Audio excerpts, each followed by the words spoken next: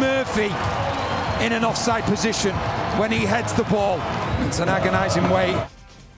Welcome to Instant Replay, Conference Semifinal Edition. I'm your host, Andrew Wiebe, and as always, we're taking a closer look at the most controversial refereeing decisions in Major League Soccer. And oh boy, did the refereeing crew have their hands full. Two potentially game-deciding plays, and we start in Houston. 41st minute, Dynamo up 1-0 on Sporting Kansas City, and Daniel Shalhoub is falling on this loose ball in the box. He's shooting, Steve Clark, the goalkeeper, is out of his net, and Eric Sviatchenko, the center back, is trying to block. And Sviatchenko does, only it sure does appear it's with his arm. Call on the field by referee Wiebe Gonzalez Jr. is play on, and there's no review initiated by Carol Ann Chenard, though clearly she checked this play. After the match, Sporting Kansas City manager Peter Vermees was furious. And I understand why. The stakes were high and the Dynamo went on to win 1-0.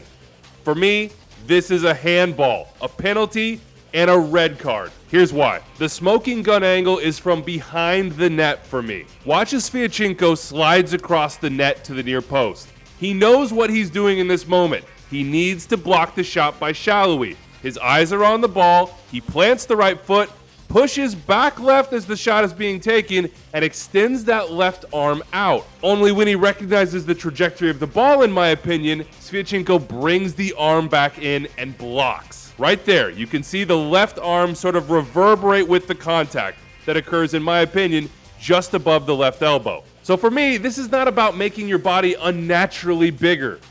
It's a deliberate touch. The laws state if you move your hand or arm toward the ball, that would be a deliberate touch. And I think Sviatchenko knows what he's doing and blocks this shot with his left arm, making it a handball. And if it's a handball, it's also denial of an obvious goal-scoring opportunity and a red card for Sviatchenko. Now, there are some complicating factors here, both for Wiebe Gonzalez Jr., who Johnny Russell says told him he thought the ball hit his chest, and certainly for VAR, Carol Ann Chenard. Chenard needs clear and obvious evidence that this is either deliberate or that Sviatchenko made his body unnaturally bigger. If the ball hit him in his chest, I think it's hard to make the deliberate argument. In my opinion, based on all the angles, I don't think that happens. But I can understand watching as the VAR and saying, I don't have clear and obvious evidence that it didn't hit torso. It does appear that Sviatchenko's arm, when the ball strikes, is within his quote-unquote silhouette. So I don't think you could justify a clear and obvious intervention on that part of the law. It's a difficult, potentially game-changing decision. For me, a handball, but I can understand why the VAR decided not to send the play down to the referee for review. All right, to Cincinnati we go. Second half stoppage time. Cincinnati, Philly, scoreless. And 94 minutes in, here's Gerson Mosquera putting the ball in the bottom corner. Only wait, was Ian Murphy offside on the initial free kick? Should this goal have been called back? The AR keeps his flag down on the play. Goal stands on the field. Therefore, we need clear and obvious evidence that Ian Murphy is indeed offside when the pass is played. Now, I'm not going to lie to you. Live and on the initial replays, my brain is screaming at me, offside, and potentially by a clear margin.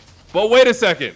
If you watch Instant Replay in 2023, and certainly over the many years that we've done this, you understand that this particular camera angle is extremely tricky. In short, folks, those lion eyes will deceive you. And once I got over my initial thoughts of offside, my strong belief was that this play was extremely tight, perhaps even onside. Therefore, the correct decision, in my opinion, is not to initiate a review.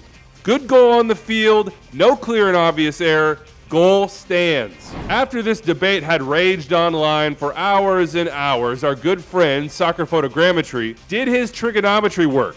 As you can see in Soccer Photogrammetry's model, he has Murphy approximately 3 inches offside. And remember, there is some guesswork here as to the positioning of Julian Carranza's foot. I hear you, Union fans. You're saying 3 inches offside is offside. But I would invite everybody watching this show to pull out a ruler. Take a look at 3 inches.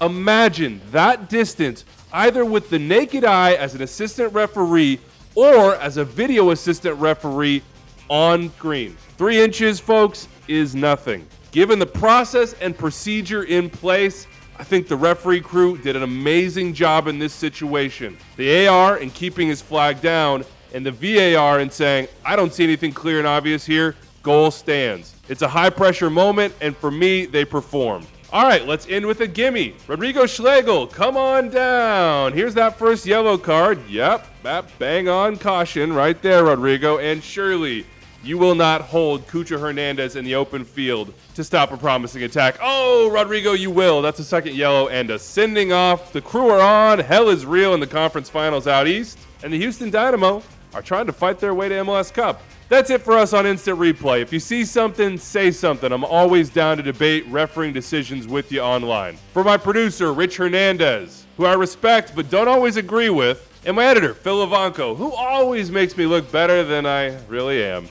I'm Andrew Wiebe. We'll see you next time.